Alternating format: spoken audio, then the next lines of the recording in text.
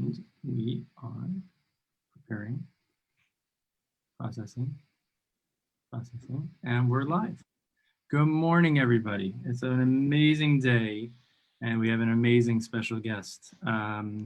These conversations are super special. My name is Uri Schneider, Schneider Speech. You can see this video now, you can see it later, and all the other conversations, you can go to the feed at Schneider Speech, go down to the videos, or you can pop over to our website, schneiderspeech.com, go to the blog page.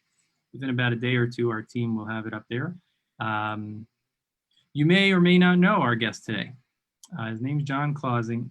John Clausing is more of a legend than he probably knows in our family. My father talks about him all the time. And there are many lessons that he has taught us. And in the workshops and lectures that we give around the world, very often, including later today when I'll be guest lecturing at one of the universities in the graduate program for the course in stuttering, I'll be sharing one of the lessons that John taught, which is important for speech therapists to know you're not the boss, to position yourself as such. And John almost doesn't remember it. I tried to find the video. There is a video of him saying this, I promise. But there's so much more to the story, but I'm going to let John do his own intro and then I'll kind of back us into it. But just to realize, John is a person who stutters. He's been on an amazing life journey. Today he's happily married. He's an accountant, successful professional, and he's also newly married within the past year. So congratulations, almost at your first anniversary. Yep. That is the most important title you can have, to be a faithful partner to another person, and to be connected in that way is an amazing and special place to be. So above all that, and then you're also an accomplished triathlete, and that's a big part of your life. So it's great to have you. Tell us a little bit about yourself, what you are most proud of, and we can take it from there. Yep. So as you heard, I am John Clausing. I've been working with Schneider Speech since I was about in 5th grade, so that was 2001. So it's been about almost 20 years at this point, which is just incredible. As you heard, I am an finance and accounting professional. I'm at Accenture at this point. I started my career at Ernst & Young as an auditor. I am married, and we are coming up on our 1-year anniversary. We had plans of celebrating that over in Italy, in Greece. Unfortunately, that isn't happening. Thing you also heard is that I am a triathlete. I was actually signed up for and scheduled to participate in a full Ironman triathlon in Italy as part of that. So I was still keeping up with all of the training and everything this past summer in the hope that it happened, but obviously that didn't happen as well. I'm very excited to be here and have this conversation. Thank you. Thanks for taking the time. I mean, it was a long time in the coming. You were one of the first people I thought of because you're such a legend in our space. And then, coordinating with your schedule and fitting it into your training, not easy. So let's go backwards. Let's maybe I'll tell you the story that is frequently told, and this is like fourth hand. So you'll correct me, or I'm sure there are different versions of the story. I recently listened to an amazing TED Talk that opened up my mind specifically with everything going on in the US, attuning ourselves to the stories of different people, specifically Black people. So there are a couple blogs on our blog, 3 blog posts that we posted much earlier this year, and I included this TED Talk. And the TED Talk was by a woman who's, I forget if she writes poetry or she writes books. She's from Nigeria. And her point was the single story, that when people have one story, it's only half the story, but the truth is gathered through multiplicity of stories and different perspectives. So she herself told the story how she gets to Chicago, and the head of the literature department of African literature tells her that her story is not authentic African literature, even though she grew up and tells the story of her life growing up in Nigeria. This white man who's the chair of the department says, that's not the story that we tell about African literature. So stories can be, woven in many different ways. But the story that I love, and it's a story of your greatness, John, and your strength and your stubbornness, and my father's wisdom and your parents' patience. This is the way it's woven: is your parents were going to be relocating, and one of the primary things they were thinking about was how do we take care of, John? He's got this thing with his speech, and find, okay, well, the best person they want to go to in the area is Dr. Phil Schneider, and choose everything down to being within striking distance of this office, and a lot of decisions made around kind of making sure this would be a part of the Clausing lifestyle. Being able to commute in and out of Riverdale and the Bronx to see this guru, Dr. Phil Schneider. Now, you had never met him yet, and little John hadn't signed on for this. This was all his parents doing, to my knowledge. And come to the first meeting, and John isn't having any of it. He's like sitting there like this or something, and so the parents are like, okay, like a lot went into this, let's go. And my dad says, like, all right, well, it doesn't look like you necessarily want to come. It's up to you. I'm gonna invite your parents in. If you want to come in, you can. If you want to stay out there, that's fine. And what ensued was the relationship you developed with my dad.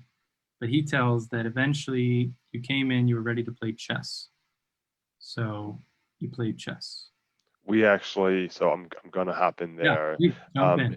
It wasn't chess. I think we started playing poker.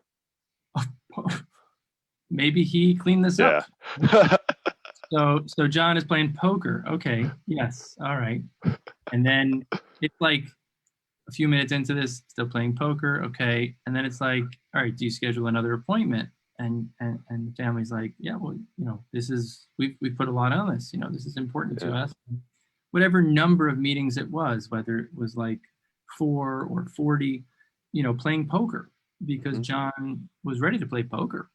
I guess he Yeah. enjoyed wiping the floor with my dad because, to my knowledge, my dad is not a great poker player, but he emotes a lot. Yeah.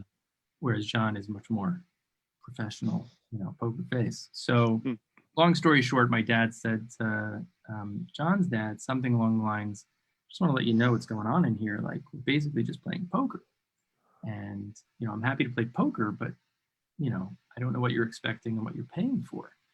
And legend goes, and I'm sure there's the other side of the story. It would be interesting that your dad said something like, "Well, if that's what John's ready to ante in, if that's what he's ready to put on the table." Hmm.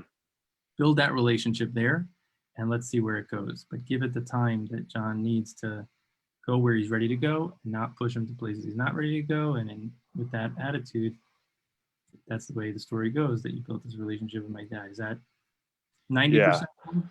Yeah. I'm gonna Please jump in. hop in here and smooth it out a tad, but Thank you. overall, that is it.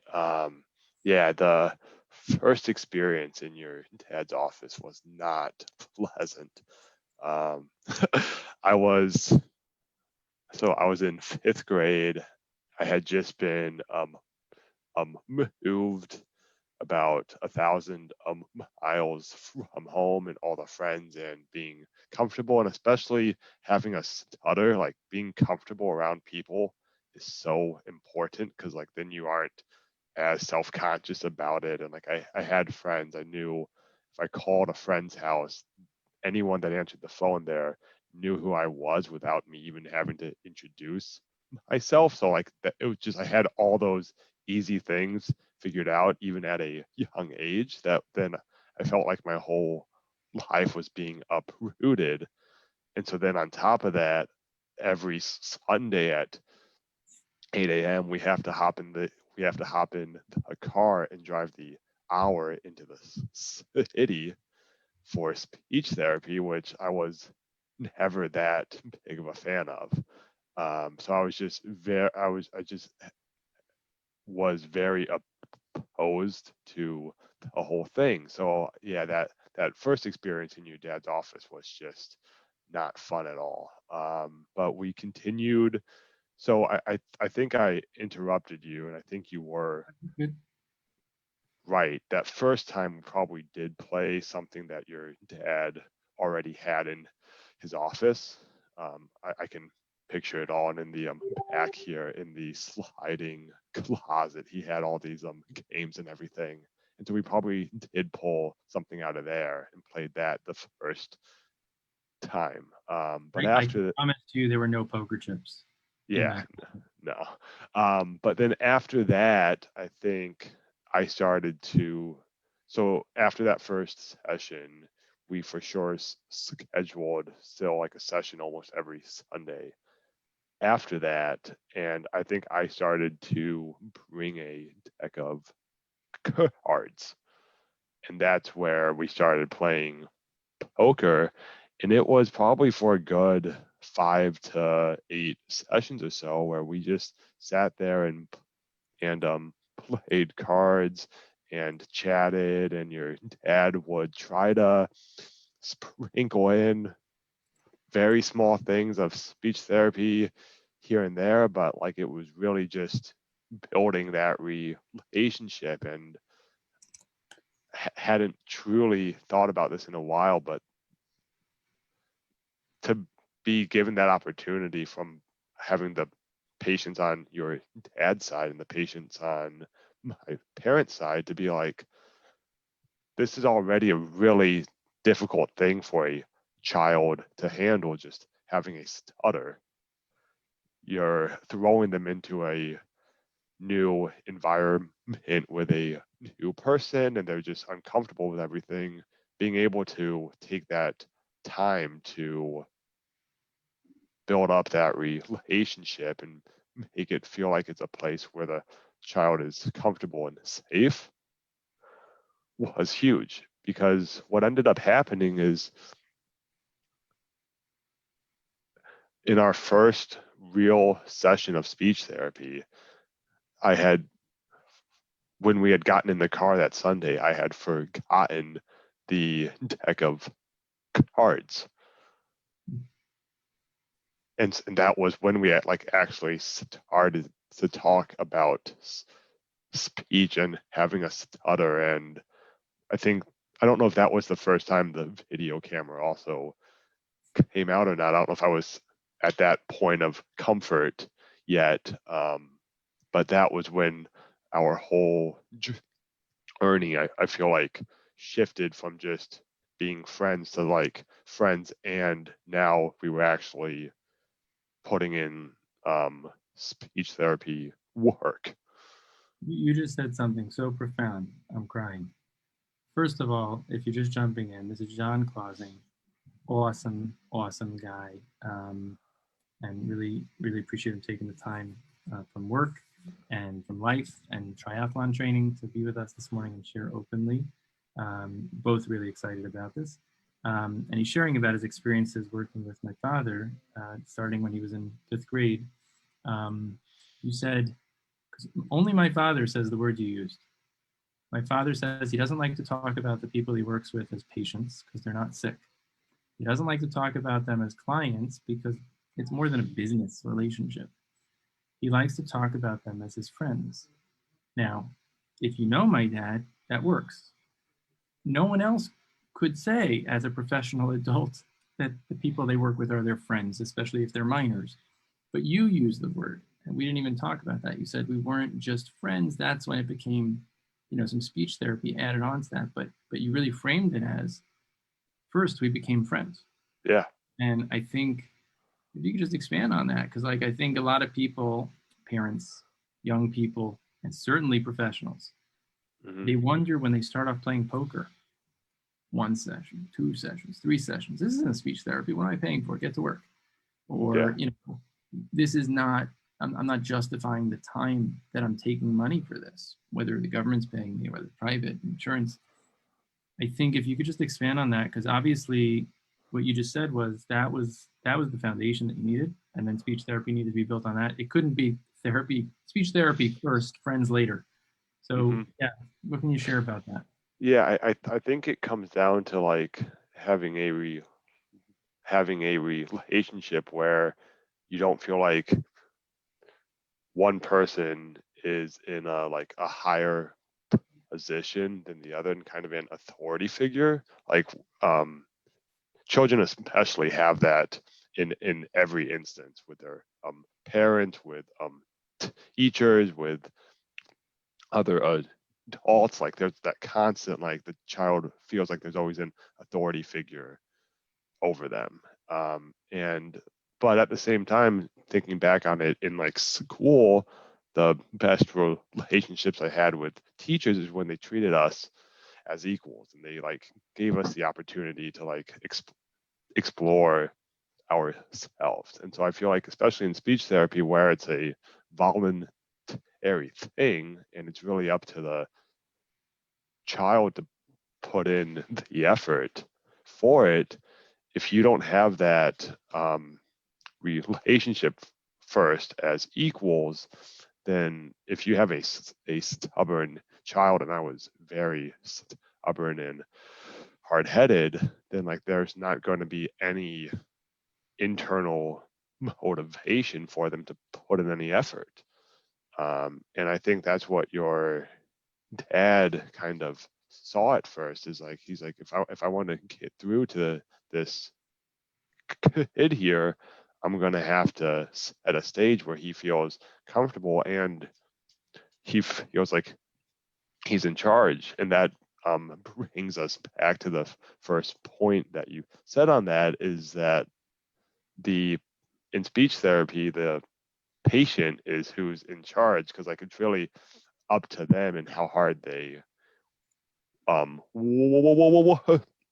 work. It's even different than in like sports, where that's like a purely physical exertion, and like and you're doing that with other people and you're like doing that in competition. In speech therapy, it is a physical thing as it's speaking, but it's also a lot of concentration, and like and concentration and anticipation and controlling your body in a different way, where it's slowing it down instead of in sports where you're always like trying to speed it up.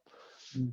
I kind of lost my train of thought here, but You're thinking about the importance specifically in a speech therapy relationship, how vital it is to recognize that the patient yes, is is that the patient is the boss, because like it's really purely up to them to put in that effort to get any benefit out of it. So you should know, John, and if you're listening, you're in the presence of someone with great, really, really one of the most articulate people I enjoy listening to. John is so darn articulate and such a wonderful communicator. And I think that's apparent, and I want that to be striking to people, that in the presence of a stutter, the truth and the power and the authenticity and the word choice and just delivering can be so sterling and so prominent that fluency and other things, articulation difference, can fall into the background when the content is deliberate and the content is intentional. Amazing things happen, and I think John is just such a representation and manifestation of that, and a role model for that. But John, what you don't know is that currently every meeting that I have with a new family, every meeting that we have at the team, starts with the following. And I say to the parents in the presence of the kid, look, this is not an evaluation. Like, we're not here to evaluate you. You're here to interview us and decide if you want to hire us. The highlight will be the day that you fire us. Like, we're going to start this relationship with the end in mind, which is you're coming because you weren't able to figure something out on your own. You're looking for a little bit of guidance. You're looking for a guide. Ultimately, you're going to be the hero. It's your race to run. It's your life to live. We're here just to give you some experience, some perspective, a shoulder to lean on, a sounding board to talk off. But look, you're the boss. You give us the job. The conversation today of looking at the goals, that's our job description. And I look forward to the day you give us a pink slip, and you fire us because you no longer are dependent. You become independent. You've got what you need. And whether that means the physical trait you came with is still present to some degree or it's not, we hope you fire us because you've got the decision and the wherewithal and the confidence to run it on your own. And as you said, we'll stay friends. And you might invite us to your wedding, or you might go out for pizza, which you can talk about how my dad and you have stayed in touch in his Yep. incredible way. But that's the way we introduce every new engagement. I still haven't figured out the right word because people don't know what I mean when I say a consultation. It's my dad's word.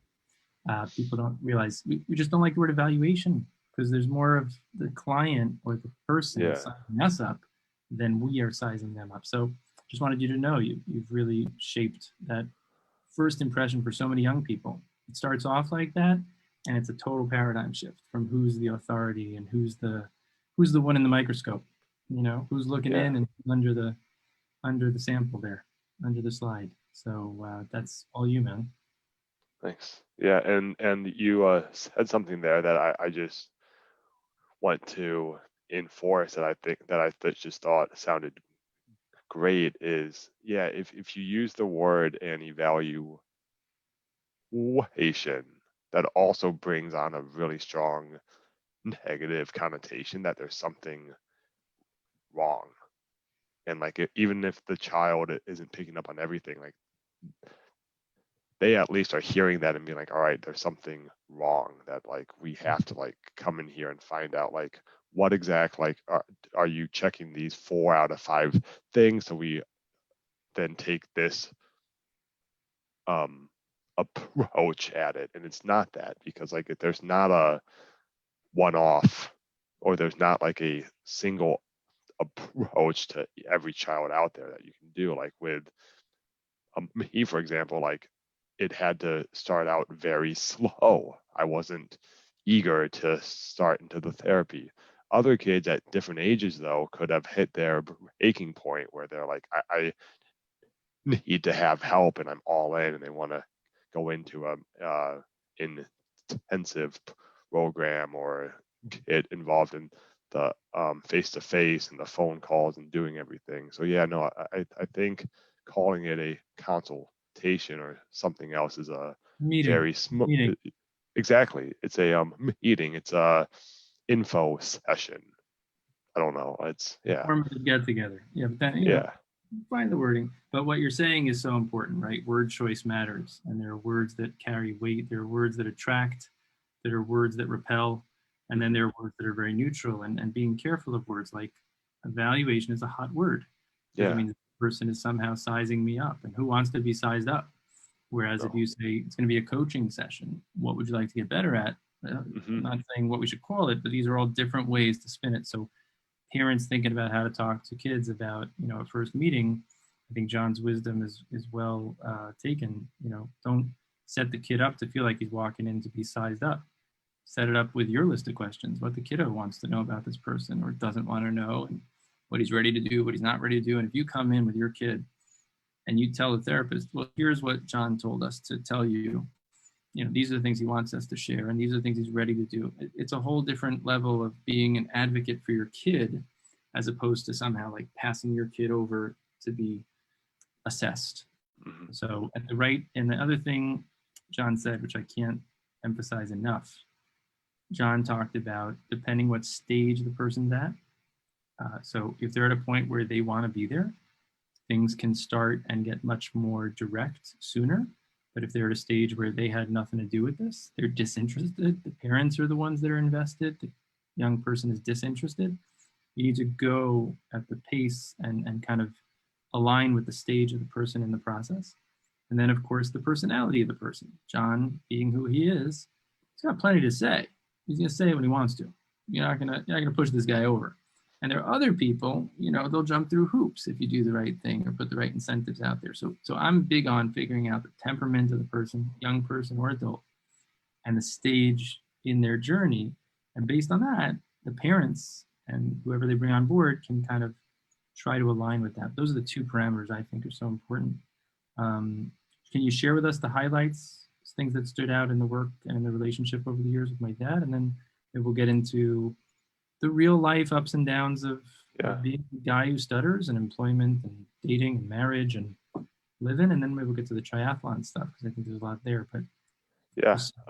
pearls of wisdom I always love to listen about. Yeah, of course. Dr. Yeah. So yeah, as I said, I started with your dad in 5th grade, and it was a pretty routine thing up until high school. Um, and off and on there, I know I had some additional phone practice as well. I think the two of us had a couple years or so of those evening phone calls, and I know I was not a great student in those. Those were just always an added thing that I was still a tad apprehensive towards. But just the amount of you the the biggest thing I got from your dad is just the sense of if I wanted to be, I could be in control. Um, he was he was really the first one who, instead of some of the other techniques out there like bouncing into a word or stretching it out, he Oh, was the you actually first. do some of those. I, Did I you was want? just showing them there. I I'm don't just truly, yeah, carry on. My point was that you know them, yep. and you're suggesting that those are in your warehouse. Hmm. But choosing to say like among those, Dr. Phil, my father, was the first one that kind of Yeah, did he was something the first strange. one to more so talk about your volume and your cadence and your energy levels, and just in kind of the type A brain that I have, that just to me made a lot more sense. And it was a much more it was a much more tangible thing that I was able to see, that when I talked like this, I could really be in complete control of everything. And it kind of showed me, and we would practice this on camera as well, where we'd be talking and practicing, and I would say something, but in this voice, because in this voice, it allowed me to really focus on my words, and it kind of pulls the extra thoughts about avoiding interruptions or dealing with interruptions out of it. Um, and so it was kind of finding that gear, and I'll talk about that analogy in a second because that was just always fun. But it was finding that gear to know that if I ever needed to, I could really drop that volume, drop that energy, and get to a place where I felt comfortable and could kind of get the car back on the road. Your dad and I always had car analogies. Um, I was always interested in cars and everything, and your dad would always bring up this like 1967 sports car he had with this Arrow. huge, yeah, with this huge engine in it and the tires on the back, and it was a manual, and he would just always talk about that. But it was the manual gear box in the car that we actually talked about. And if anyone has ever driven a stick shift, you know that when you're shifting and switching between the clutch and the gas, if you don't hit that just right, it will cause the car to either jump, or it'll sound funny. And it was a really great analogy for a stutter, that there's all these moving pieces that you have to be in control of, and if you want to be in control, you can try certain things to make it easier on yourself. But to avoid that jumping, or that gear grinding, it's got to be a nice smooth process. That analogy is very powerful. And my father, I think one of the other things is and you'll see this in the online course that we just created, which you can see on schneiderspeech.com on the homepage, and the group therapy that we built around that, which we're launching at the beginning of October for teens, teen group therapy, 8-week therapy experience, and then an adult group. Those analogies that you just mentioned are baked into that. And I think coming up with analogies, different people relate to different things. So for John, cars made sense, cars were interesting. Tell me about my voice, I might not be so interested, and I actually might get a little defensive. Tell me about butterflies and turtles. Thank you, no thank you. That's not my space. But if you're a 7-year-old girl and unicorns are your thing, or you're a 7-year-old boy and baking is your thing, whatever your thing is, using the other person's perspective, the other person's interests, and taking this delicate topic, this emotional topic, and creating understanding through the lens or through the point of leverage of something familiar and exciting and cool, is really powerful. I have two boys. One of them is more excited, has more impulsivity, has more verbal ability, has more just natural social drive to be more of an extrovert and more connected in that way. And I have another son who's equally awesome in the opposite complexion of features and attributes, very deliberate, very strong, very determined, works like an ox, moves mountains, creative beyond belief. And they complement each other, but they often struggle and, used to argue. And so earlier on, I took them aside and each of them separately. I said, look, you are a Ferrari and your brother is a tank. And there's a time that a Ferrari is awesome. If you're on the Autobahn and you got the open road, like let it rip. It wouldn't be fun to have a tank. Like you can really do some great stuff. If you're in downtown financial district Manhattan or on the Loop in Chicago, the Ferrari is a bit of a liability. It's not so fun to drive in traffic. It's dangerous because the thing accelerates way too fast. You're going to have trouble with parallel parking, etc. If you're a tank, there are places where that's a huge asset. You can literally break through mountains, forget about the curb, forget about the other guy's car. You're strong and you are solid and, horsepower, etc. But in that way, you kind of neutralize and make it make sense in the child's world. So I think when it comes to speech and stuttering, what you're saying, John, is the analogy was powerful. The other thing about analogy, it takes away judgment. It's much more descriptive as opposed to, here's where you're broken. Here's where you don't work right. An analogy becomes more of like describing phenomena that occur in nature or occur in physics or whatever. What else stands out? So the analogy, the permission to choose when you wanted to know that when you wanted to, that option was available to you, but you didn't have to always 24/7 do it that way. The analogy, what else stands out? What else stands out?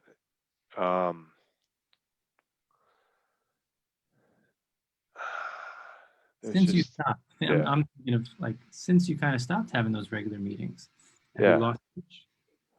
Have I lost touch? I haven't lost touch with your father at all.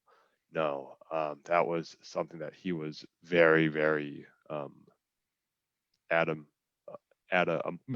about, that he wanted to keep that friendship going. I'm more of an introvert, so I don't really reach out to other people. I see it all as like, I see everything as a hassle. So I was very excited when he would ask me, like, if you're ever back at home, like home on a college break or something, and you want to come in and have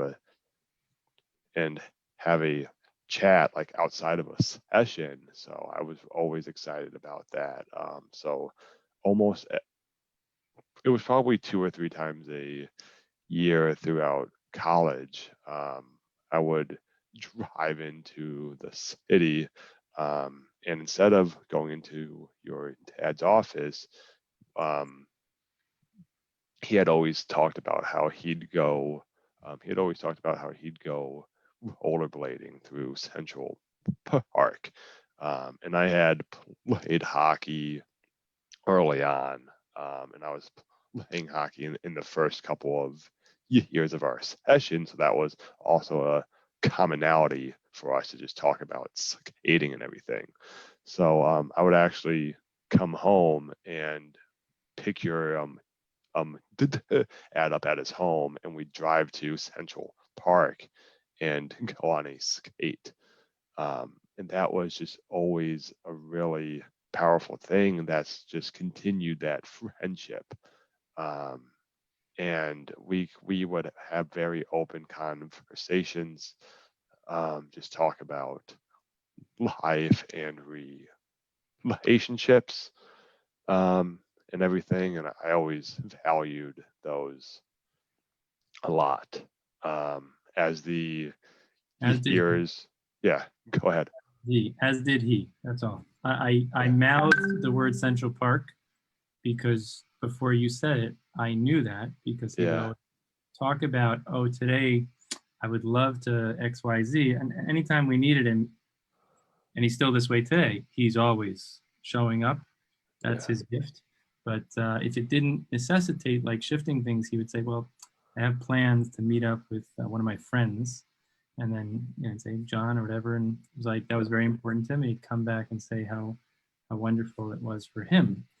And it was very, reciprocal. yeah. And so then as it continued on, then we kind of put the skating on hold, and I would just pick him up, and we'd park in the area, and we'd go into just a different part of the neighborhood where all the huge homes are and everything. And to caveat all of this, this was at like 5 a.m. It was always very early on because your dad always had a busy schedule. I'm always up early, and I had other things planned at home because I'd only be home for 48 hours or so. So I was trying to pack it all in as well, and it just helped in getting in and out of the city. Turned it into an hour under an hour drive. So I'd come and pick them up at 5 a.m. We'd go on a um walk through the neighborhood, and then stop off in a Starbucks and grab a cup of coffee, something. It's a weird specific fact that I remember is your dad would always order a small coffee in a In a medium cup. medium cup, and I just never understood it, but like it was like that was his thing. Yeah. And like he was always just so, and just seeing him, I guess, in public and interact with other people was also just a great experience, just to see that like he just exuded, he was just always happy to see other people. Still And he is. and it was just an incredible thing that I sometimes am I sometimes I won't act in that fashion. And then I always think back to like how would he handle that like same situation I was just in. And it's like, well, no, I should have um on this or that. um the other thing off of this that I want to be sure to say is it started out on our skating excursion, but then it also transferred into our neighborhood. Ox, is your dad always says good morning to every person he sees. And as I started training for a marathon and then for triathlons, I try to do the same exact thing, especially with training in Chicago on the on the lakefront path. There's constantly hundreds of other people out, and I try to say hello or good morning to every person, just because like I'm excited to be out there. I'm happy to be outside and have that experience, and like I want to exude that positive energy out there towards other people. Yeah, that's the small and a medium cup Yeah. is in effect. He also refused to buy into the Starbucks language, forcing you to speak Italian sizes. Yep. Um, Basically, he just realized that if you get the medium cup, if you're going to put a splash of milk in it, you may as well get the medium cup so you get the full size small coffee and then top it off with the milk, as He's opposed smart. to you watch everybody order their coffee. They fill it to the top, they walk over to the station and pour off the top. Like, what's that about? So that's what the small and the medium cup is all about. And I've acquired that trait, that habit. And the good morning thing, I'll tell you something amazing. If you're not from New York, I mean, essentially, John is not a New Yorker in his, his DNA. Um, but in New York, it's not so common to say good morning to everybody. Like it's Yeah. extremely unusual, especially the culture of 5 a.m. walkers and 5 a.m. runners and bikers and horseback riding in Central Park. There's a whole world that's 5 a.m. world that most of the rest of the world that wake up at 9 don't get to see. Even at 6, you don't get to see it, the 5 a.m. world. So he and his buddy, Rabbi Moish Drelich, have had this habit for decades of driving from the Bronx and Riverdale and driving down to Central Park and doing the loop, whether it's rollerblading, walking, and they deliberately would go the opposite way. So most people go this way, they go the other way. And they go the other way to catch the faces of people who are kind of looking at the ground or kind of like just in their inner space. And they deliberately say good morning and they had a little game. If the person looked up and like gave you any response, that was 1 pointer. If they actually responded or like you actually passed each other and they were like, hey, good morning. Yeah, that's a 2 pointer. Yeah. At some point, they got invited by like this very posh family from the Upper East Side. They used to go horseback riding at that hour. They invited my dad and his buddy and said, we're having a party for a bunch of our horseback riding friends. We want to invite you guys. I go, why? Well, you're part of our like morning ritual. The good morning and the rollerblading. And let's just say, yeah, so our friends are coming to the ranch in Long Island or whatever, the stable, and we'd love to have you there. Our friends are all coming in their riding gear. So we thought you guys should come in your riding gear. They're going to come in their, equestrian horseback riding gear and boots and all done up. You guys come in your bell helmet and your yellow windbreaker and your rollerblades. That's great. You fit right in. And I it's just love a it. testament to how far you can make an impact with a smile and with a good morning. And thinking about you then taking that, and I can think of countless people that have taken that with them. It's something my dad continues to do to this day. And I would say to everybody, in a time we're living distant, to recognize that if you're like John and you're more reserved, like once a week, think of someone that could use a message, whether it's an SMS, text, whether it's a messaging, or whether it's an email or a phone call. There are so many people today, a little reach out means so much more because of the scarcity of it. It's like the economy of inflation and deflation. Suddenly, just a human connection with someone outside of the people you're living with every day is so much more valuable. Mm-hmm. I don't want to forget or miss the opportunity to touch into, you kicking in, and it sounds like my dad trained you for triathlons with 8 a.m. appointments on Sundays as a fifth grader and 5 Yep. a.m. get-togethers. So he put you on track. And He so did. tell us a little bit about how you see the journey, the human experience. It's much more than just the physical athletic. And I, as a runner, started running about 7 years ago at the prescription of my rabbi and mentor who said, listen, stress management and health and well-being, you're going to do far more for your emotional and mental well-being and everything there and spiritual well-being than you are going to do for your body. But it's going to be good for your body too. You need to start running. And I play ball twice a week. What do I need to go running for? That's a story for another time, but I ended up, thank God, running 2 half marathons. But the experience of training, what does that mean to you, and what's the totality of it, and are there any benefits you bring into the rest of your life, or it strictly stays there, in the pool and on the bike and on the run? Yeah. Yeah. So I mean, first off, I 100%, I 100% agree with with the um with the benefit of any like sort of running or cycling or anything where it's not just the physical benefit. It's being able to like really not have to focus on anything else. I find that the amount of mental benefit I have there, and just working through any thoughts I have in my head, any heavier decisions I need to figure out, that I feel much more um, energized and even um, happier and confident after I return from a hour to a 3 hour bike ride or something, just because I was able to process all of that. Mm. And so I for sure, one, it helps in that aspect. Two, it helps in, as we had talked about before this call started, and it really helps you set and achieve goals.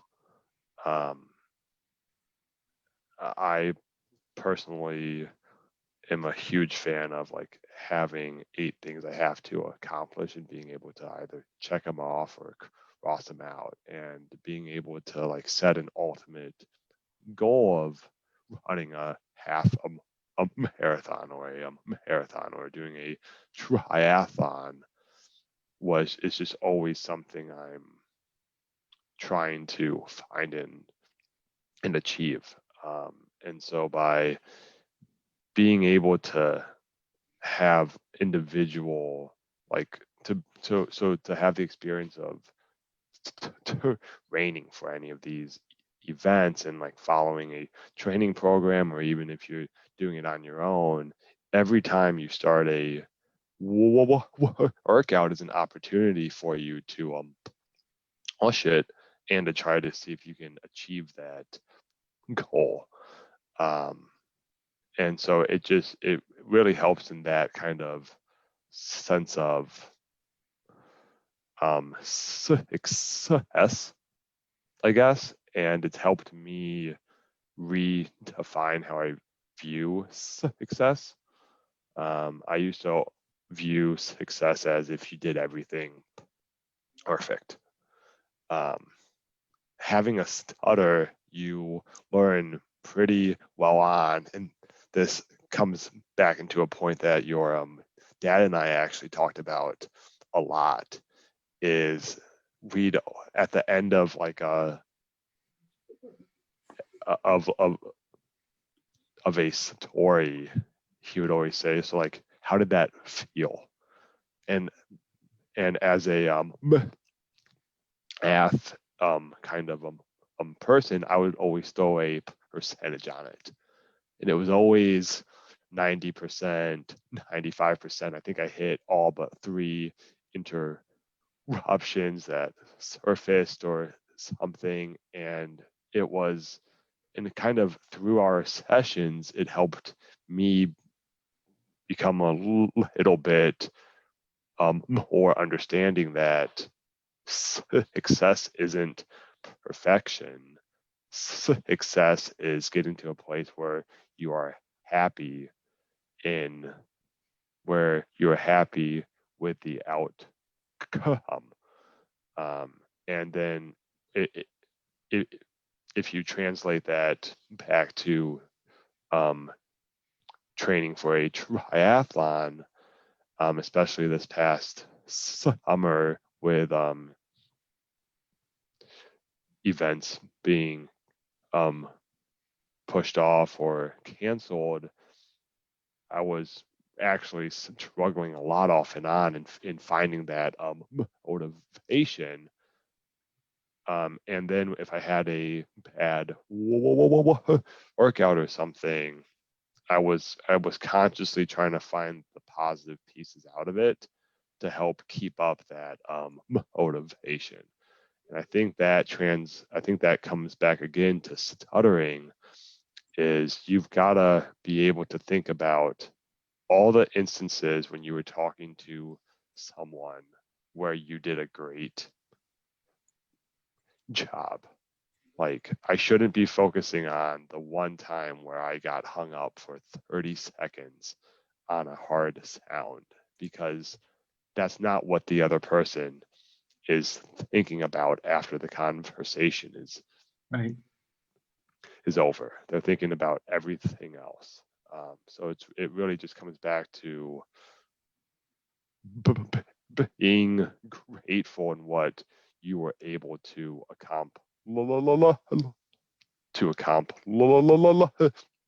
ish, and feeling good in who you are. I wish, and hopefully we'll have another round of a conversation. There's so much to learn from John. Yeah, Um, definitely. you just shared. I just want to reflect on that, and Yeah, then um, we'll wrap with one more piece for today, and then round two coming up, God willing. yep. But what you said is so important: defining success, and very early on. Right? Like I said, when you meet someone, when we meet someone, if you're a parent with a young person, or you're a young adult or an adult, defining your goals, setting your sights on something, recognizing that success is not necessarily actualizing it 100%, but making steps in the right direction, being on a path, being in that direction, just having that orientation towards that goal and taking steps forward, and defining success by besting your best. Mm-hmm. Uh, Setting goals that are realistic. The worst thing we can do, we talked about this before the call, is setting unrealistic expectations. The only thing Yeah. worse than that, setting unrealistic expectations for other people. So Yep. whether it's your kid or your spouse or your parents or your colleagues or your whatever, you've got to, and it goes back to the first lesson that John said, is you got to know the kid and you got to know the person, where they're at, what they're ready for. What's their temperament? What's their personality? What stage are they up to? And you've got to, make sure to align with that. Otherwise, it can't go well. But if you do align, you can catch, you can get traction in the most amazing ways. And the key is that first step, like putting the car in gear. The most delicate thing is that first step, that first run, and having a good experience that first go. If it's a disaster or if you feel like a failure, it's going to be that much harder to get up the next day. Mm-hmm. Uh, so John is a living lesson and a storybook, and I hope we'll have more chances to do this and other things. If you want to contact John, you can send us a message at Schneider Speech. I know that if there's someone that feels like Yeah, contacting him, if he has the bandwidth, I know he'd be happy to be a resource for people. for Thank you sure. so much, John. This will be available for playback on the Facebook Live on schneiderspeech.com. We'll also post it to the blog. And as I said earlier, you can check out some really new, exciting stuff, schneiderspeech.com. On the homepage, there's regular existing traditional private therapy, but because we recognize different people are ready for different things, also can afford different things, and are located in different places, we've got different things for different people. And so the online course is an independent opportunity to go through a journey self-guided by yourself, kind of choose your own adventure. And then the other opportunities to take that to the next level with the group therapy 8-week process for teens and adults, all of that on the homepage. And you can see lots more about my father on the website and all of his wisdom and greatness. And we look forward to keeping these conversations going. And thank you, John, for taking the time. Really Of appreciate it. course. Thank you, Ari. Have an amazing day wherever Great. you are.